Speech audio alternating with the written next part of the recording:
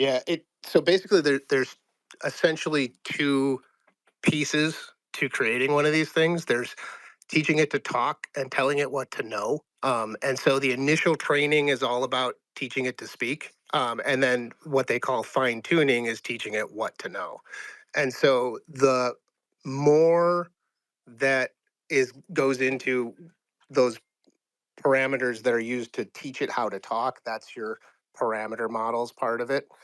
And then additionally, what it needs to know. And so, for example, something like a GPT, part of the challenge right now is getting it to reference what you want it to know at any given moment.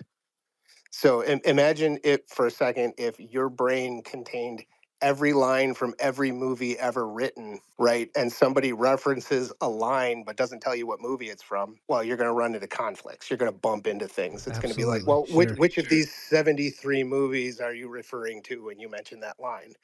And so that's why a lot of what we have to do with the chatbots right now is give it context. Do you use custom instructions at all with ChatGPT?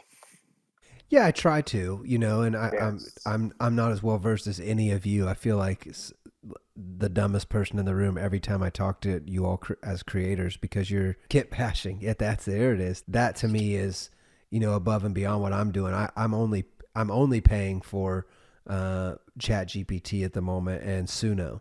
So like I'm using those two and they kind of don't the I will use Chat GPT to like generate a little bit of lyrics and then put that into Suno.